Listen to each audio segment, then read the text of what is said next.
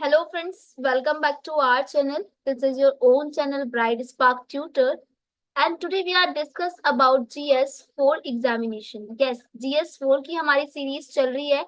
UPSC GS4 ethics. It's not a vast difficult subject. Literally it's very easy, but यहाँ पर कुछ concept है जो बच्चों की समझ से बाहर रहते हैं. That's why मैं GS4 की वीडियो लेकर आई हूँ. आज हमारा GS4 में हम पढ़ेंगे एप्टीट्यूड के बारे में, हम पढ़ेंगे कौशल के बारे में. व्हाट इज एप्टीट्यूड एंड कौशल, या इसका किस प्रकार से सिविल सेवा परीक्षा में क्या इसका योगदान रहता है. ठीक है, इस पेपर की जो तैयारी रहती है भाई वो बहुत इंपॉर्टेंट है, क्योंकि ये पेपर भी आपका कितना कम से कम क्या 250 यानी कि 250 मार्क्स का पेपर रहता है. And it is up to us कि भाई हम इसको कैसे प्रिपेयर करते हैं, है ना. और इसमें ना कोई दूसरा सब्जेक्ट आता है, बिकॉज ये खुद में ही एक बहुत बड़ा सिलेबस में एक अलग डिफरेंट सब्जेक्ट है. तो आज हम जानेंगे एप्टीट्यूड के बारे में. कल हमने जाना था एथिक्स के बारे में, और एथिक्स के साथ हमने एग्जाम्पल्स भी देखे थे. So today we are discuss about the aptitude. What is the meaning of aptitude? Whenever we thought about the aptitude, the aptitude is a natural ability to do something. यानी कि कुछ ऐसी ability, एक ऐसी क्षमता जो हमें कुछ करने के लिए क्या करती है बेटा, दिखाती है कि भाई हाँ हम कुछ कर सकते हैं. ठीक है, हिंदी में बोलूं तो कौशल किसी दिए गए कार्य को आसानी और सटीकता के साथ करने का ज्ञान या फिर क्षमता होना. क्या ज्ञान होना या फिर क्षमता होना क्या कहलाती है, क्या कहलाता है, कौशल कहलाता है, यानी कि आपकी एप्टीट्यूड कहलाती है. अच्छा गाइस, मुझे एक और बात आपको बतानी थी कि हमारा जीएस फाउंडेशन का कोर्स, ठीक है, शुरू हो चुका है ऑलरेडी. इसके साथ हमारा एनसीईआरटी का कोर्स भी शुरू हो चुका है. ठीक है, एनसीईआरटी का कोर्स अगर आपने ज्वाइन करना है, जीएस फाउंडेशन का कोर्स ज्वाइन करना है, तो आप हमारे से डायरेक्ट हमारे व्हाट्सएप नंबर पर, जो मैं हमेशा आपको वीडियो में प्रोवाइड कर देती हूँ, ठीक है, या फिर ब्राइड स्पार्क ट्यूटर से जुड़ सकते हो ऑन इंस्टाग्राम पे, ब्राइड स्पार्क ट्यूटर. ठीक है, आप इंस्टाग्राम पे भी हमसे जुड़ सकते हो. देन और इसमें अच्छे से आपकी प्रिपरेशन होगी सभी चीजों को देखते हुए.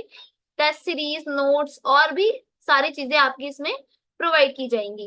एनसीईआरटी कोर्स भी आपका 3 मंथ का है, और अगर किसी को ये कोर्स करना है तो आप कांटेक्ट कर सकते हो. ये आपका रहता है 1 ईयर का कोर्स पूरा. ठीक है, इसमें आपकी मंथली पेमेंट भी अवेलेबल है, मंथली पेमेंट भी आपकी अवेलेबल है, और आपकी पूरी टोटल पैकेज फीस भी आपकी अवेलेबल है. ठीक है, पैकेज फीस भी आपकी अवेलेबल है. if anyone take a admission in this batch, so you can contact us if you want. And focus on your preparation guys, because it's very tough examination, and not at all it is, बल्कि जो भी आप exam की preparation कर रहे हैं, आपको उस एग्जाम पे, चाहे वो आपकी यूनिवर्सिटी के एग्जाम है, किसी भी चीज की. इसके अलावा हमने 10th क्लास का बैच अभी न्यू शुरू किया है ऑनलाइन. अगर आप चाहें तो ऑनलाइन और ऑफलाइन के साथ भी हमारे जुड़ सकते हैं. देन आगे बढ़ते हैं गाइस, बिना किसी अब डिस्ट्रैक्शंस के, मैंने सोचा आपको बता दूं ये. ठीक है, अब हम आगे बढ़ते हैं कौशल में. ठीक है, ओके बच्चे, डन, आगे बढ़ते हैं अब. ठीक है, यहाँ तक हमारा हो गया है. तो कौशल क्या है बेटा, कौशल है किसी भी कार्य को करने की सटीकता से करने का ज्ञान होना या क्षमता होना. क्या कहलाता है, कौशल कहलाता है. देन अब आता है इसमें एक वर्ड आता है योग्यता. एक वर्ड इसके अंदर आता है कि योग्यता. अगर भाई किसी के पास योग्यता है, किसी के पास एबिलिटी है, राइट, किसी के पास योग्यता है यानी कि एबिलिटी है, तभी तो वो कोई काम कर सकता है. अगर योग्यता है तब, तो योग्यता क्या है फिर, तो कौशल को सीखने व प्राप्त करने की एक स्वाभाविक क्षमता. ठीक है, क्या, कौशल को आप लिख सकते हो, कौशल को प्राप्त करने या सीखने की क्षमता, या सीखने की क्षमता. ठीक है, सीखने की क्षमता क्या कहलाती है, योग्यता कहलाती है. ठीक है, इसे हम बोल सकते हैं जन्मजात भी हो सकती है ये, ठीक है। योग्यता ये प्रशिक्षण प्राप्त करने का कुशल बनाने की क्षमता को दर्शाती है। तो योग्यता क्या है बेटा? योग्यता आपको कुशल बनाने की क्षमता को दर्शाती है। ठीक है। नेक्स्ट पॉइंट इज ऑल्सो योग्यता, योग्यता प्रशिक्षण प्राप्त कर, ठीक है, प्रशिक्षण क्या होता है बेटा? ट्रेनिंग प्राप्त करने पर कुशल बनाने,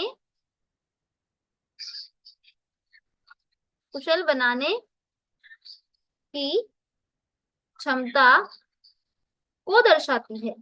ठीक है। योग्यता क्या है कि भाई आप कितना कुशल बन सकते हैं, आप में कितनी कुशल बनने की क्षमता है, यह आपकी योग्यता कहलाती है, यह आपकी एबिलिटी कहलाती है।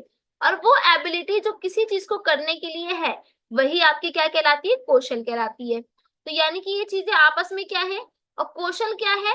योग्यता के अंदर ही क्या आता है बेटा? कौशल आता है। जो हम पढ़ रहे हैं, एप्टीट्यूड पढ़ रहे हैं, कौशल ही क्या है? योग्यता का चरण है, योग्यता है। कौशल क्या है? एक योग्यता है। कौशल क्या है? एक योग्यता है। बोले तो एक ऐसी योग्यता है, कौशल आप लिख सकते हो, वह योग्यता है, वह योग्यता है जिन्हें पढ़ने, जिन्हें पढ़ने, अवलोकन करने, अवलोकन करने और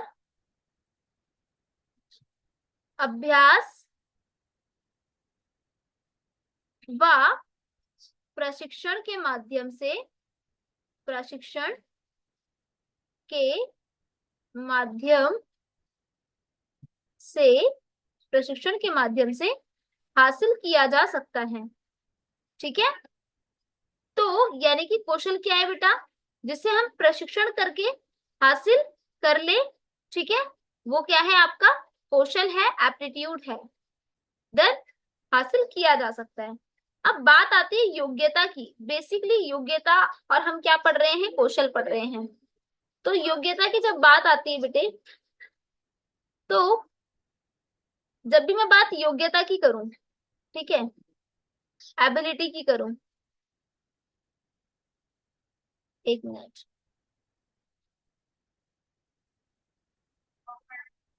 एक मिनट,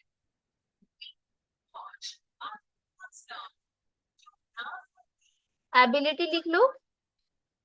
ठीक है। योग्यता की बात हो रही है। तो योग्यता आखिर में अब क्या है? हमने क्या सीखा? आप इस तरीके से फ्लो चार्ट बना के लिख सकते हो, जिससे आपको शॉर्ट नोट्स भी हो जाएंगे और याद भी रहेगा।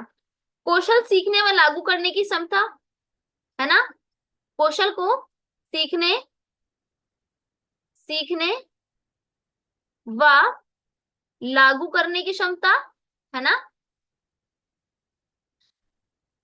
है ना, एक ऐसी क्षमता जिससे हम कौशल सीख सकते हैं, लागू कर सकते हैं। दूसरा हमने क्या सीखा इससे? क्या है भैया योग्यता? बुद्धि सीखने की क्षमता है। योग्यता क्या है? किसी भी चीज की क्षमता ही तो होगी, चाहे वो बुद्धि सीखने की हो, कौशल सीखने की हो, है ना, बुद्धि सीखने की क्षमता। ठीक है। तीसरा क्या होगा आपका? तर्क करने की क्षमता, तर्क करने की क्षमता। ठीक है। और समझने की गतिविधि, समझने की गतिविधि। ठीक है। तो ये क्या है? एबिलिटी है। क्या है एबिलिटी बेटा?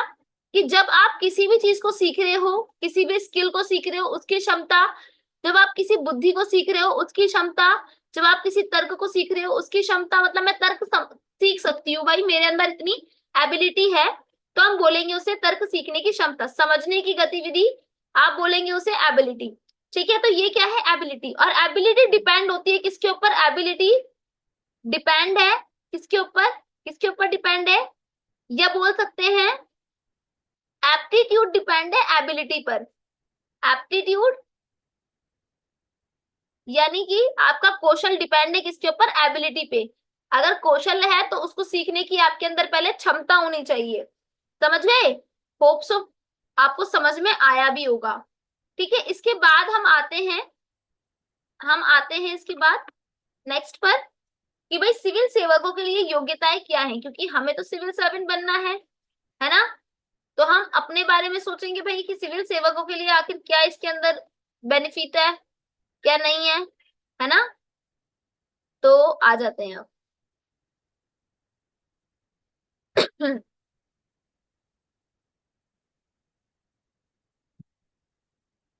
डन। अब आ जाते हैं हम नेक्स्ट। नेक्स्ट पेज मैंने ले लिया है, जस्ट अ मिनट। डन। तो आ जाते हैं अब क्या, कि सिविल सेवकों के लिए योग्यता है, हेडिंग डाल ले बच्चे, क्या कि सिविल सेवकों के लिए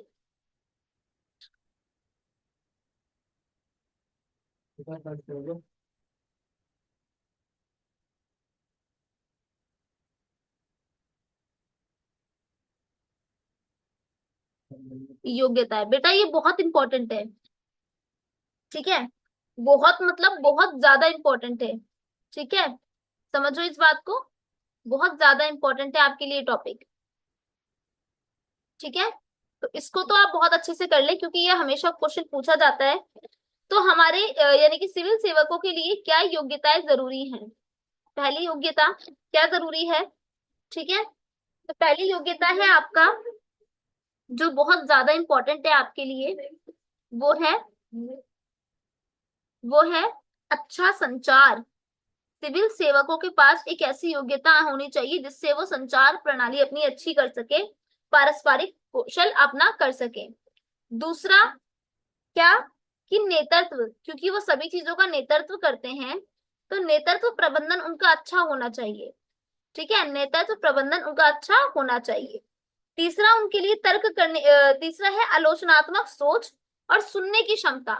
तीसरा है आलोचनात्मक सोच, यानी कि सिर्फ ये नहीं कि हर किसी का साथ दे रहे या सरकार की नीतियों का हाँ ये भी ठीक है वो भी ठीक है, आलोचना करने की उनके पास सोच, उनके पास क्षमता होनी चाहिए, है ना। और last, not a last one, सुनने की क्षमता उनके अंदर होना चाहिए। जब तक वो सुनेंगे नहीं, सुनने की क्षमता विकसित नहीं करेंगे, तो क्या होगा, तब तक उनको नहीं करा सकते भैया, हम लोग नहीं बोल सकते कि भाई ये इसके लिए ठीक है, सक्षम है क्या नहीं है ना, क्योंकि सुनने की क्षमता होना बहुत जरूरी है।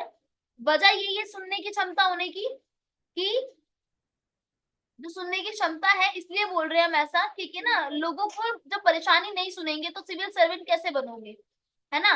तो वो क्षमता आपके अंदर होनी चाहिए। संसाधनों का प्रबंधन करने की आपके अंदर योग्यता होनी चाहिए, कि संसाधनों का आवंटन कैसे करना है, प्रबंधन कैसे करना है। ठीक है, संसाधनों का प्रबंधन, ठीक है, संसाधनों का प्रबंधन, उन्हें बढ़ाने का कौशल होना चाहिए। प्रबंधन व उनको बढ़ाने का या उन्हें बढ़ाने का कौशल, ठीक है, बढ़ाने का कौशल होना चाहिए, कौशल होना चाहिए। तो ये पॉइंट आपने याद रखना है, कभी नहीं भूलने। ठीक है, कभी भी नहीं भूलना है ये, क्योंकि ये बहुत इंपॉर्टेंट है आपके लिए।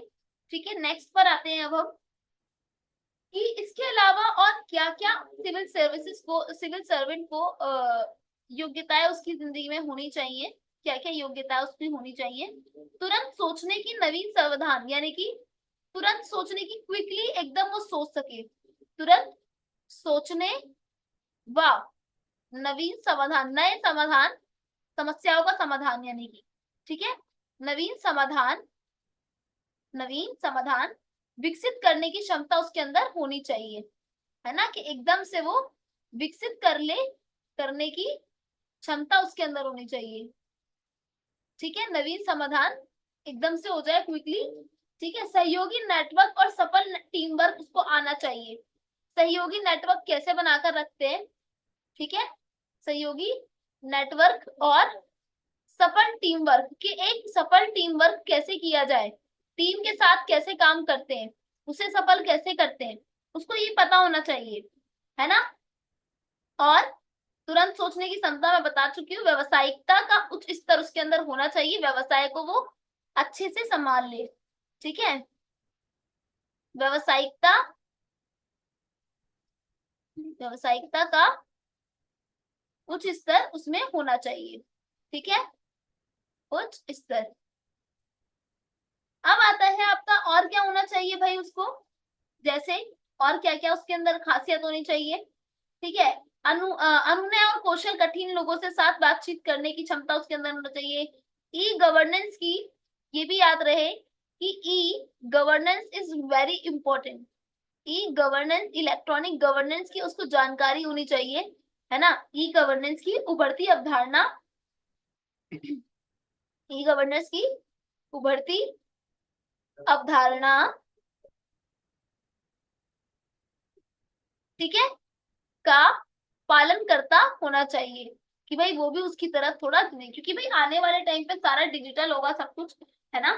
तो ये सारी चीजें तो उसे ऑलरेडी पता होना चाहिए। इसके अलावा वो चुनौतियों का सामना करने वाला होना चाहिए, क्षमताओं को लेस में लेने के लिए होना चाहिए, है ना।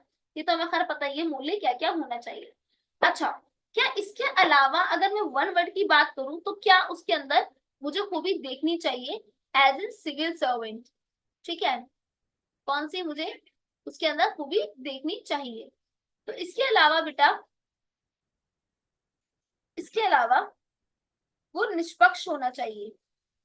ठीक है, निष्पक्षता उसके अंदर होनी चाहिए जो उसकी करुणा को दिखाए। ठीक है, और और क्या, निष्ठा उसके अंदर होनी चाहिए भाई, जरूर होनी चाहिए निष्ठा। निष्ठा क्यों, जो उसकी सहिष्णुता को दिखाए।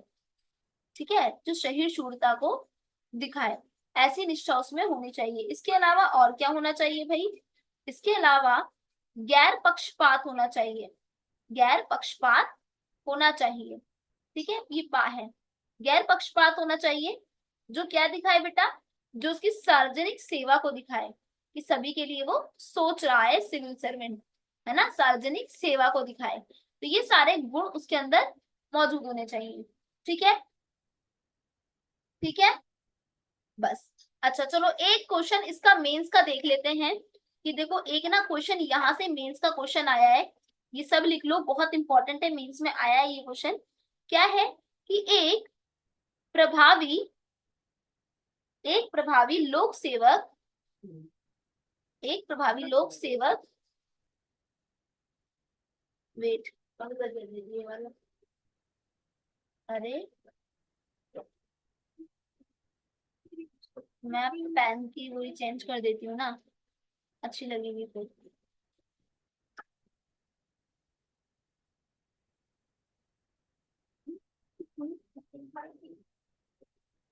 देखो, एक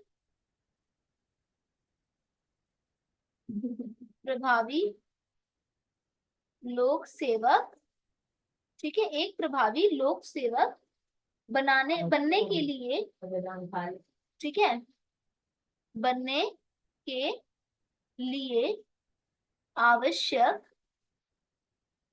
आवश्यक मूल्य की, मूल्य की पहचान करें, है ना। कि भाई एक प्रभावी लोक सेवक बनने के लिए कौन कौन से मूल्य होने चाहिए, जो मैंने अभी आपको ऊपर सारे बताए हैं। ठीक है, और सेवक लोक सेवक लोक सेवकों में गैर नैतिक व्यवहार को रोकने के तरीके, ठीक है, लिखना, गैर नैतिक व्यवहार को रोकने के तरीके, ठीक है, रोकने के तरीके और साधना का वर्णन करें, और साधनों का, कौन कौन से ऐसे साधन हैं, उन साधनों का वर्णन करें। डन, ये क्वेश्चन आपके मेंस में आ चुका है, आप इसको प्रिपेयर कर ले, it's very important, literally you have to focus on this, important. ठीक है, इसे आप कर लेना। Complete your lesson number 2 of ethics. Ethics का लेसन नंबर 2 आपका ऑलरेडी कंप्लीट हो गया है, ठीक है।